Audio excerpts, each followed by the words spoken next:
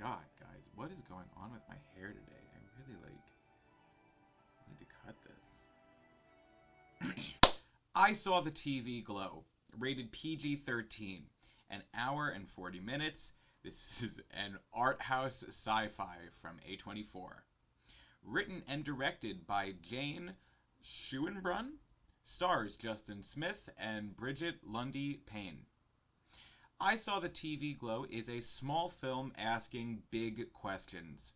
Wearing the influence of David Lynch on her sleeve, director Jane Schoenbrun has a ton on her mind in a screenplay which can sometimes feel messy, but ultimately leads to very poignant territory. If I had to describe the plot, I would say it's about two teenagers bonding over their mutual love of the television program The Pink Opaque. As life continues into adulthood, however, scenes from the show begin to conflate with their own memories of early life. Both characters fall into what could be described as a psychosis, trying to differentiate between their lives and the fictional lives of the characters from their favorite TV show. I Saw the TV Glow isn't easily definable and isn't predictable either.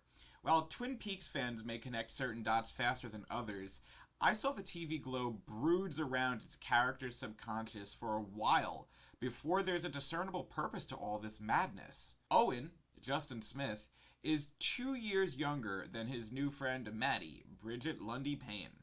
She is a beacon of knowledge for Owen, and her queer and quiet vibe doesn't bother him. If anything, the awkward silence between them feels more like home than anything else does. Smith gives a standout performance as Owen, especially during the finale. For a PG-13 film, the ending is heavy, and I gotta admit, it kind of snuck up on me a bit. The slow burn leading to the finale can feel a bit long-winded at times, but Schoenbrun keeps it interesting by using unique pastel color palettes and various editing tricks and trippy imagery to keep the monotonous look of everyday life feel more fresh and inspired. I Saw the TV Glow is a deep and artistic look about belonging and being part of a world you find yourself in. It challenges the viewer to ask questions that aren't always comfortable or easy.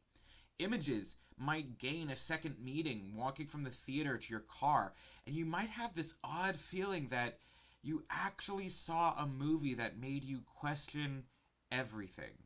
In the same realm as being John Malkovich or The Matrix, I Saw the TV Glow is an artistic, thought-provoking, and challenging coming-of-age picture. Bleak, but also so insightful and beautiful too. Coming up, Back to Black after this ad. The Works podcast is sponsored by Reset Lift. You know, I love going to the gym, but I need the right clothes to go in. Our friends over at Reset Lift have created the perfect gym attire for you because their whole goal is to inspire you to be the best version of yourself. Go to resetlift.shop/Scareworks right now to get exclusive offers on t-shirts, tanks, hoodies, shorts, joggers, sweatpants. You name it, they have it. Use discount code SCAREWORKS at checkout to receive 10% off on merchandise. Back to Black, rated R, 2 hours, 2 minutes, biography, drama, and music. Directed by Sam Taylor Johnson, stars Marisa, Abela, Eddie Marsan, and Jack O'Connell. Amy Winehouse, the gifted singer-songwriter whose brief and beautiful impact on the world will never be forgotten. Destined for stardom, the young singer would eventually join her late contemporaries in the 27 Club, including Janis Joplin, Kurt Cobain, and Jimi Hendrix. Before her death, the troubled artist was a tabloid fixture. The media frenzied about her alcohol abuse and her tumultuous relationship with Blake Fielder Civil. Her family and team worked very hard to keep Amy on track and get her the necessary help she needed, but as one of her largest hits would suggest, she had no interest in going to rehab. Amy Winehouse died of alcohol poisoning following a long period of sobriety.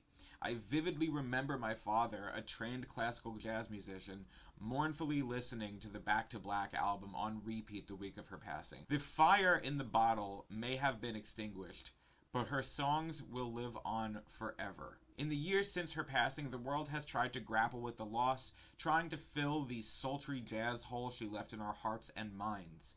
A24 released a documentary entitled Amy, which was a powerful document on the megastar before her time came to an end. Now, Focus Features has decided to take a swipe at the embattled musician's legacy. Known for being a hothead, a public mess, volatile, Amy's story and sound may be ripe for a movie, but any filmmaker might find themselves walking a very thin tightrope between honesty and exploitation. Thankfully, Sam Taylor Johnson's Back to Black is an honest retelling of Amy's rise to stardom and her struggle to achieve rehabilitation.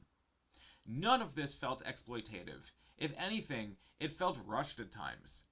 With so much context to provide, the screenplay often finds itself scrambling to fill in loose ends or explain away big jumps in time. The only questions I think that actually matters here are these. Did they respect the artist while showing her downfall?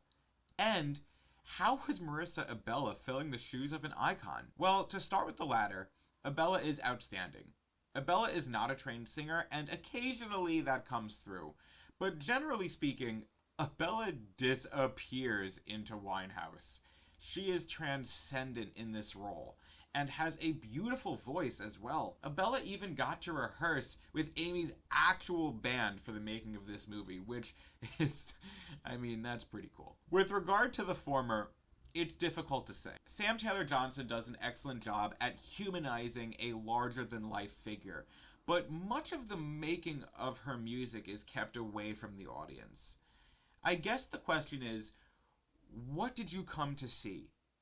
Her or her music? Back to Black is a very affectionately told story of one of the most talented musicians of our time. While it doesn't get everything perfect, Back to Black is a beautiful and touching account of one of my lifetime's greatest stars. Guys, if you like these reviews and you want to see more, click right down below to see more. If you want to get exclusive early access to these reviews, please sign up at my Patreon below.